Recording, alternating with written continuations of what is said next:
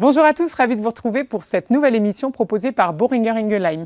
À l'occasion de la Semaine mondiale de la fibrose pulmonaire idiopathique, nous aborderons le thème de l'activité physique adaptée.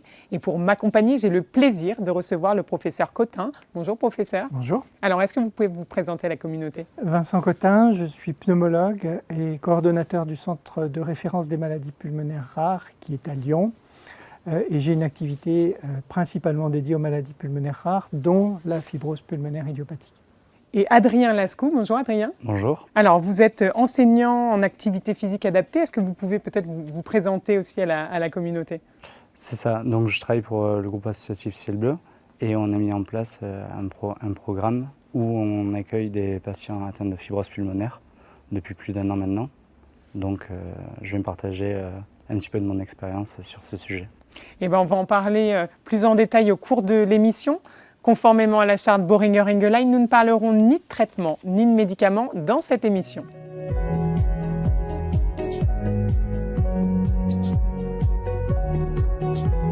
Professeur, peut-être une première question pour vous. Qu'est-ce que la fibrose pulmonaire idiopathique et comment vivre avec au quotidien?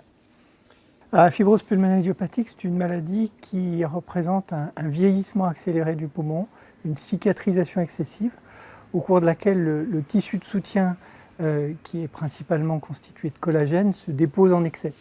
Et ça a deux conséquences principales. La première, c'est de réduire le volume des poumons. C'est ce qu'on mesure quand on fait des explorations fonctionnelles respiratoires avec son pneumologue. Et la deuxième, c'est de diminuer le passage de l'oxygène. Donc le fonctionnement des poumons est moins bon. Et donc les conséquences, c'est qu'on a des poumons qui fonctionnent moins bien, d'où un essoufflement particulier à l'effort. Et comment vivre avec? Malheureusement, on va en reparler, mais il y a un essoufflement et comme c'est une maladie irréversible, que l'on sait ralentir mais pas guérir, il faut apprendre à vivre avec cette maladie malheureusement. Alors, quelle est sa prévalence en France? Alors, la prévalence, c'est la fréquence de la maladie dans la population donnée. On l'estime à un petit peu plus de 8 personnes pour 100 000 en France. Ça représente quand même plus de 5 000, voire 6 000 personnes qui seraient atteintes de la maladie en France et près de 2 000 nouveaux cas par an. Donc c'est une maladie rare, mais ce n'est pas une maladie exceptionnelle. Et comme c'est une maladie grave, malheureusement, elle représenterait près d'1% des décès. Alors, peut-être quels sont les symptômes, si on peut les rappeler? Alors, les symptômes sont respiratoires, c'est le poumon qui est malade. Donc le principal symptôme, c'est un essoufflement qui est en général d'installation progressive, voire insidieuse. Donc on commence à être essoufflé, puis un petit peu plus, d'abord pour les efforts importants, puis pour des efforts beaucoup plus banals de la vie quotidienne. Et puis ça peut se transformer en véritablement handicap respiratoire avec cette fois-ci une limitation à l'effort qui devient beaucoup plus gênante. Et puis une proportion des patients, pas tous, mais quand même une proportion des personnes, ont également une toux qui est souvent négligée au début, mais c'est une toux persistante. D'ailleurs, il faut bien souligner qu'un essoufflement et une toux ou une toux qui persiste, même chez quelqu'un qui a fumé, même chez quelqu'un qui prend un peu d'âge, ça n'est pas normal et il faut consulter. Alors, si on rentre dans le vif du sujet de l'activité physique adaptée, le thème de notre émission, pourquoi est-il important pour les patients atteints de FPI de conserver une activité physique? Alors, je rappellerai d'abord que l'activité physique, je pense que vous n'allez pas à me contredire, c'est conseillé pour tout le monde et pas seulement pour les personnes qui ont une fibrose pulmonaire idiopathique. L'OMS recommande d'avoir au moins 2h30 d'activité physique modérée ou 1h30 par semaine, 1h15 d'activité physique un peu plus soutenue par semaine, parce que ça a des effets bénéfiques pour réduire le risque cardiovasculaire, ça a des effets bénéfiques sur l'équilibre psychologique, le sommeil, réduire le risque de chute, enfin tout un tas de bénéfices. Et chez les patients qui ont une fibrose pulmonaire, c'est encore plus important parce que comme ils ont un essoufflement à l'effort, il y a un risque de rentrer dans un cercle vicieux où les personnes sont essoufflées, font moins de choses et du coup se désadaptent vis-à-vis de l'effort, c'est-à-dire tolèrent de moins en moins bien des efforts même modérés qu'ils pourraient réaliser si ils avaient maintenu une activité physique. Alors, comment adapter son activité physique? Alors aujourd'hui, c'est possible d'adapter son activité physique, ne serait-ce qu'avec les gestes du quotidien. Je pense que c'est important en fait, de rester actif avant toute chose, avant même de se dire je veux me dédier à une activité précisément. Mais aujourd'hui, donc, toute activité où le patient est en capacité de réaliser est une activité physique qui peut se voir adaptée en fait pour ce patient. Enfin, en tout cas, c'est ma conception de la chose. Et dans le cadre de la FPI?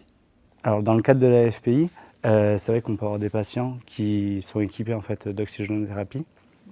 Et aujourd'hui, on a la chance d'avoir une technologie qui permet d'avoir des appareils portatifs, donc qui limite de moins en moins du coup les déplacements. Donc aujourd'hui, on peut avoir des patients qui vont être tout à fait capables encore de faire donc, du vélo, et des patients qui seront plus, comment dire, moins autonomes, qui du coup devront avoir une activité physique, peut-être en restant chez eux, mais dans tous les cas, ils arriveront donc à trouver le contenu ou les personnes pour rendre cela possible. Professeur, quels sont les bénéfices de la pratique d'une activité physique adaptée dans la FPI? Les bénéfices, ils sont à la fois nombreux et parfois difficiles à mesurer parce que c'est des bénéfices qui sont d'avant tout ressentis par le patient. Mais le premier, c'est d'améliorer l'essoufflement. C'est-à-dire que la réadaptation à l'effort, c'est le seul traitement qui a démontré améliorer des scores de dyspnée, c'est-à-dire notre mesure pour l'essoufflement. Les traitements médicamenteux sont là pour ralentir l'aggravation de la maladie, mais n'ont pas d'effet direct sur l'essoufflement, parfois un petit peu sur la toux. Alors que le maintien ou la reprise d'une activité physique, ça peut avoir réellement un effet sur le ressenti, et en particulier le ressenti de l'essoufflement, mais aussi sur sa capacité à refaire des efforts physiques qui nous tiennent à cœur, comme pouvoir se déplacer un petit peu plus facilement, rendre visite à des proches ou à des amis, avoir des sorties. Donc ça redonne aussi souvent confiance en soi aux patients. Et donc du coup, ça a un effet direct ou indirect, je ne sais pas, sur l'équilibre psychologique. Ça diminue l'anxiété, ça améliore la qualité du sommeil. Donc c'est un effet qui est finalement assez large et qui n'est pas perçu immédiatement. Mais je crois qu'il faut insister sur le fait que ça ne se limite pas simplement à améliorer un petit peu sa capacité à pédaler sur le vélo, quoi. C'est beaucoup plus large et du coup ça a un vrai impact sur la qualité de vie. Mais évidemment, c'est les patients qui en parlent le mieux quand même. Alors oui, Adrien, vous avez peut-être quelque chose à dire. C'est vrai qu'en fait, du coup, cette gestion de l'effort par l'entraînement, l'activité physique, va permettre en fait donc une gestion du souffle. Et je pense que c'est cette gestion du souffle qui est vraiment intéressante donc, au quotidien, pour se sentir en fait plus mobile et plus libre en fait de mener une activité. Et on peut pratiquer une activité physique adaptée à tous les niveaux de la FPI? Alors oui, de par le principe de l'activité physique adaptée, on va pouvoir en fait réussir toujours, donc en fonction du patient et de ses capacités, à mettre quelque chose en place pour que cette personne donc reste active et du coup puisse en fait maximiser donc son potentiel respiratoire. Et du coup, ces gestes aussi du quotidien, essayer de les conserver le plus longtemps possible. Je suis tout à fait d'accord parce que l'activité physique est à la fois adaptée, c'est-à-dire adaptée au fait d'avoir une fibrose ou une autre maladie respiratoire chronique d'ailleurs, donc une limitation à l'effort, mais elle est aussi personnalisée. Et donc on peut, enfin vous pouvez, et je sais que vous le faites très bien, adapter les conseils d'activité physique ou les exercices d'activité physique à une personne donnée en fonction de son état aujourd'hui. Alors, quels sont les retours des patients sur l'amélioration de la qualité de vie? Peut-être que je vous pose la question à tous les deux. Peut-être vous pouvez nous dire ce que vous disent les patients? Alors, c'est vrai que moi j'ai eu l'exemple de patients qui avaient donc un bilan physiologique en fait qui était similaire en fait donc avec l'avancée des mois, donc c'est déjà une bonne chose, hein, le maintien des conditions physiologiques. Mais aussi, par contre, il y avait un vrai ressenti en réalisant donc les mêmes activités d'aisance. Et donc ça, je pense que c'est quand même une très bonne chose parce que j'avais le cas donc d'un patient qui avait des escaliers chez lui et chose qui commençait à devenir très difficile pour lui que de monter à l'étage, restait possible tout le long en fait du suivi. Donc c'est, je pense, quelque chose qui est effectivement bénéfique de par le retour que j'en ai eu. Et vous, professeur? Moi, je dirais que dans l'ensemble, les personnes qui font de l'activité physique disent qu'ils vont mieux. Ils ne disent pas ma qualité de vie s'est améliorée, mais c'est comme ça qu'on peut le traduire médicalement. Ils disent qu'ils vont mieux et qu'ils globalement ils se sentent mieux parce qu'ils arrivent à nouveau à avoir une vie quotidienne un petit peu plus normale, entre guillemets. Et le principal marqueur de ça, c'est que ceux qui commencent, en général, ils continuent. En tout cas, ceux qui commencent suffisamment pour ressentir ce bénéfice, après, ils tiennent beaucoup à leur activité physique et si un jour, ils se mettent à avoir un petit peu plus de difficultés à faire le niveau d'activité qu'ils faisaient, ils le notent tout de suite et je crois que c'est un bon reflet du bénéfice qui est ressenti. Et au-delà de ça, je crois aussi que c'est une façon pour les personnes qui sont malades de prendre en charge leur prise en charge, enfin leur maladie, de se prendre en charge et d'avoir un rôle actif, un rôle personnel dans leur gestion de la maladie. Parce que sinon, avec les médecins, avec les médicaments, ces choses-là, ils sont un petit peu dans un rôle passif où finalement ils ne peuvent pas faire grand-chose à part prendre le traitement qui est prescrit. Avec l'activité physique et avec des conseils nutritionnels ou ce qui va autour d'ailleurs, il y a un vrai rôle de la personne pour prendre en charge sa maladie. Et ça tombe bien parce que ça fait écho avec l'interview qu'on a faite de Françoise Gélassi. Françoise Gélassi, qui est patiente atteinte de fibrose pulmonaire idiopathique, elle a répondu à notre interview. Je vous propose de l'écouter. Je pratique l'activité physique adaptée depuis 1 an.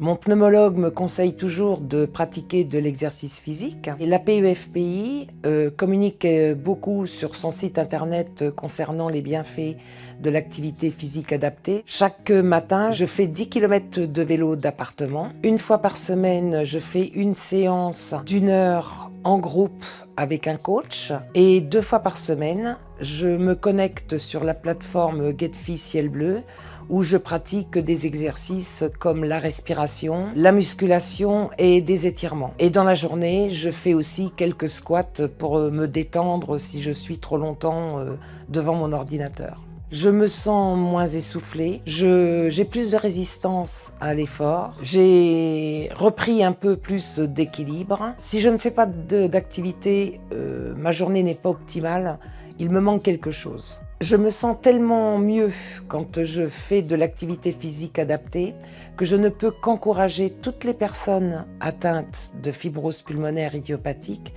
à pratiquer quelques exercices au quotidien.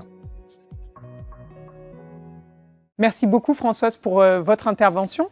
Professeur, le recours à une activité physique adaptée est-il suffisamment fréquent chez le patient atteint de FPI ? Non.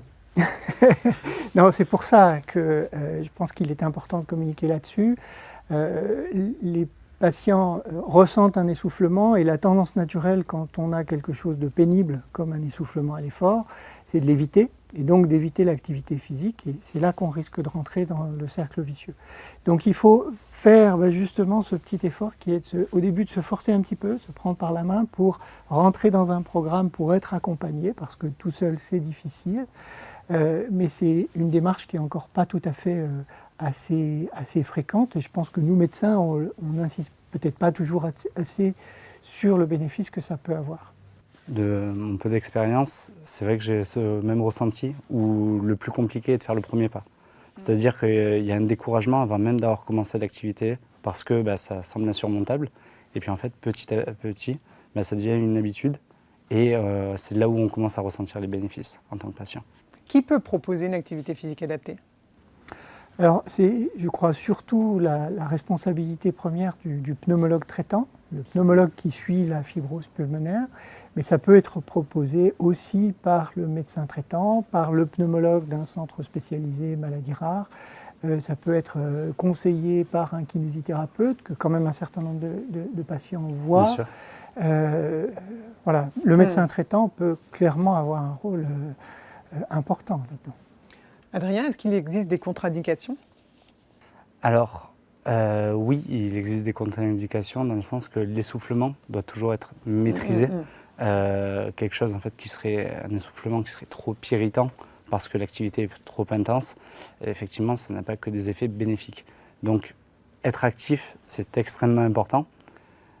Mais, parce qu'il y a un mais, il faut quand même être conscient qu'il est meilleur d'avoir une activité qui est modérée et qui se prolonge dans la durée, plutôt que quelque chose de très intense et bref, parce que je pense que les effets ressentis seront moindres.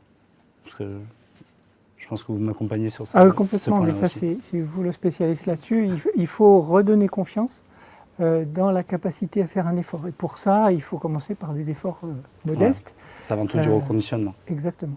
Quelle est la fréquence que vous recommandez? Alors, je pense que comme on peut le recommander au reste de la population, aujourd'hui, donc 2h30 hebdomadaires, c'est quelque chose qui est important, avec une fréquence qui pour moi doit être quotidienne. C'est-à-dire que je privilégierais beaucoup plus de faire une activité de 30 minutes tous les jours, sachant que toute activité de plus de 10 minutes peut être considérée comme une activité physique. Voilà, une marche qui fait 15 minutes, eh bien, c'est quelque chose avec déjà des vrais bénéfices au bout. Donc voilà, moi ce que je conseille, c'est vraiment au quotidien d'être actif. Et avec voilà, une totalité de 2h30, 3h hebdomadaires. Je pense qu'on a de vrais bénéfices à réaliser ce volume d'activité. Donc 20-30 minutes par jour, quoi, si on peut. Dans l'idéal, je pense que c'est une bonne chose. C'est votre recommandation. D'accord. On peut étendre.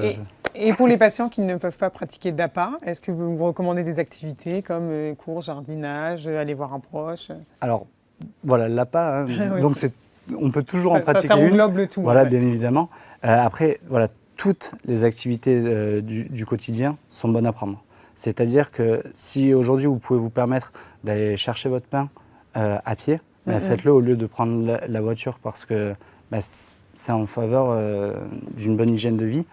Le jardinage, bien évidemment. Moi, je conseille, donc c'est vrai que ça peut être difficile dans les conditions sanitaires actuelles, mais de passer le plus de temps en extérieur possible, en nature, où voilà, donc on aura un air pur et on pourra s'exprimer plus librement.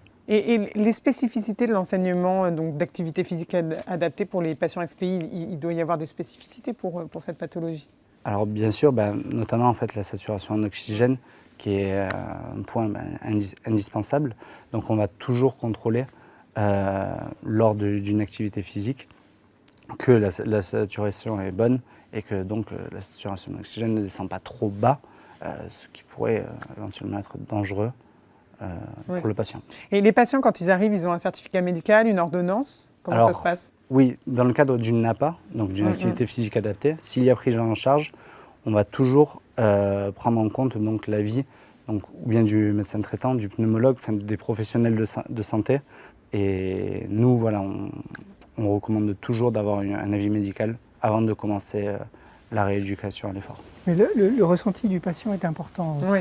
C'est-à-dire qu'on peut regarder la saturation, mais il faut aussi que le patient réalise que c'est lui qui règle le degré de l'effort et qu'il ne faut pas pousser jusqu'au-delà des limites et risquer de faire une syncope. Et ça, une fois que les patients ont compris que c'est eux qui dosent finalement l'intensité de l'effort, qu'on leur donne quelques outils comme quelque chose qui mesure, qui donne un chiffre et un saturomètre pour aider à bien sentir ces sensations d'effort, après les patients le font très bien d'eux-mêmes. Voilà. Et où est-ce qu'on pratique une activité physique adaptée? C'est un peu partout, c'est adapté? Alors, oui, après aujourd'hui on a donc des fédérations qui vont permettre donc la pratique d'une activité physique adaptée. Avec la rééducation du souffle, notamment la Sarbacane. On a donc des associations un petit peu partout sur le territoire qui proposent des activités physiques. Et ensuite, même aujourd'hui, il y a des contenus en ligne qui vont permettre, depuis chez soi, donc d'avoir un contenu où on s'adapte avec différents niveaux en fonction de sa condition physique. Et vous avez suivi une formation spécifique ? Alors oui, donc moi je sors de l'université STAPS avec donc le cursus activité physique adaptée, donc où on a une approche pluridisciplinaire et donc ça nous permet en fait d'intervenir avec une activité physique dans un cadre thérapeutique. Et est-ce que vous pouvez nous parler du programme GetFit de Ciel Bleu ? Alors oui, le programme GetFit de Ciel Bleu. Pardon, GetFit. Toutes mes excuses. C'est pas dérangeant.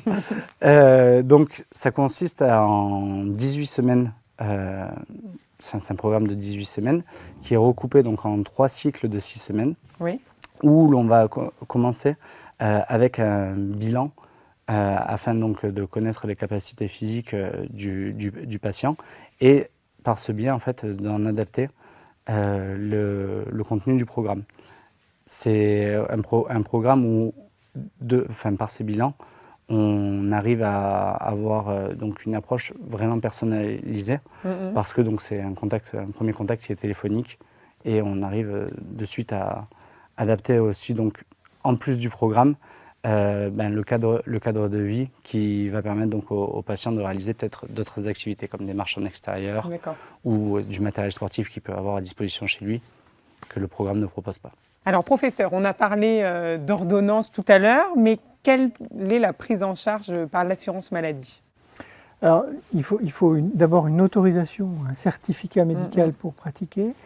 Et souvent, on fait aussi une prescription. La prescription, c'est pour effectivement bénéficier d'une prise en charge par l'assurance maladie. La prise en charge, elle peut varier un petit peu en fonction du type d'activité physique adaptée. Donc, il est toujours mieux de se renseigner au moment de commencer et de se renseigner aussi auprès de sa mutuelle. Et puis, l'association de patients aide aussi à récupérer les bonnes informations et à s'assurer de toutes les chances de la prise en charge par l'assurance maladie. Est-ce que vous recommandez de pratiquer l'activité physique adaptée à la maison? Alors oui, tout à fait. Il faut que chacun trouve les moyens de faire une activité physique qui lui convienne. Et si c'est une activité qu'on apprécie, on la fait beaucoup plus volontiers. Donc il y a des patients qui aiment la randonnée, des patients qui font du jardinage, mais souvent ce sont des activités qui deviennent un petit peu difficiles si on a une gêne respiratoire plus importante à cause de la fibrose. Et c'est là que des activités physiques justement adaptées à la limitation prennent plus de place, et notamment celles qui sont réalisées à domicile. Et pour les réaliser à domicile, ça peut être possible avec une aide, un kinésithérapeute par exemple, s'il accepte de se déplacer à domicile, ou ça peut être fait dans le cadre du programme GetFit de Ciel Bleu, qui justement est, je crois, tout à fait adapté à pouvoir aider les personnes chez elles de façon personnalisée. Merci à tous les deux pour vos réponses. On va maintenant répondre aux questions de la communauté. La première, dès que je marche vite, je m'essouffle. Alors, quel est l'intérêt de faire de l'activité physique? Pourquoi? Alors, c'est une question qui est souvent posée. C'est-à-dire que les personnes malades disent j'ai déjà du mal à faire un effort, pourquoi est-ce que j'en ferais encore plus? Eh bien, justement, c'est pour rompre ce cercle vicieux où je suis essoufflé, je fais moins d'efforts, je perds mes muscles, je me désadapte et ça devient de plus en plus difficile pour le même niveau d'activité. C'est justement parce qu'on est essoufflé à l'effort qu'il faut maintenir un effort et c'est ça qui va permettre de vivre mieux avec sa maladie. Alors, le fait de faire de l'activité physique a-t-il un effet sur la progression de la fibrose? Malheureusement non. Le traitement médicamenteux ralentit l'évolution de la fibrose et l'activité physique permet de vivre mieux avec la maladie, mais n'a pas d'effet direct sur les chiffres de la fonction respiratoire ou l'évolution de la maladie elle-même. Et alors, est-ce qu'on peut pratiquer sous oxygène et si oui, quelles sont les consignes? Oui.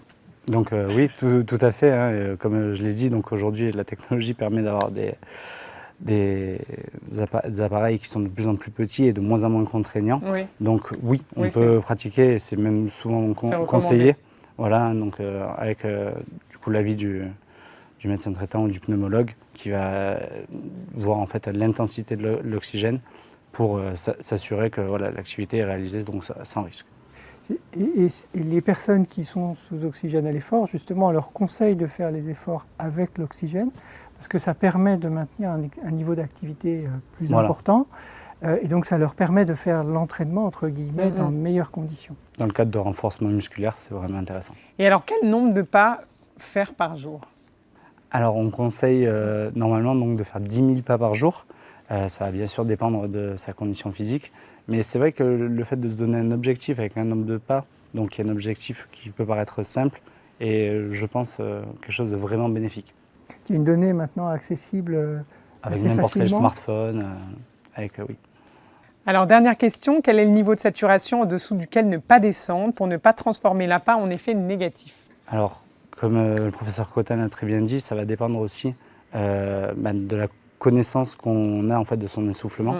Il y a des personnes qui vont être capables en fait, de descendre à des niveaux d'oxygène qui sont plus bas que les recommandations, tout en étant sûrs qu'ils ne vont pas faire une syncope, parce qu'ils se connaissent et ils sont en capacité de maintenir ce niveau d'oxygène.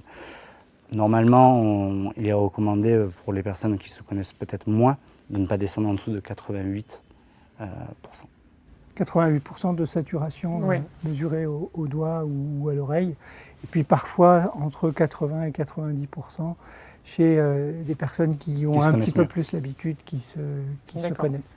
Alors, je vous propose, avant de conclure, si vous avez un message à faire passer à la communauté, quel serait-il? Je vous propose peut-être de commencer.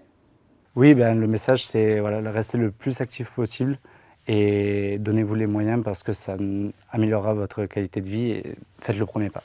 Et vous, professeur, quel est votre message pour les patients? Aussi, je vous laisse vous adresser la caméra. Un message assez similaire, c'est-à-dire que l'activité physique, ça n'est pas le sport. Le sport peut être difficile à réaliser si on a une maladie chronique. Par contre, l'activité physique est toujours possible à un niveau adapté à sa condition actuelle. Merci beaucoup. Merci à tous les deux. Merci à tous de nous avoir suivis. N'hésitez pas à partager cette vidéo et à très bientôt sur la communauté We Are Patients.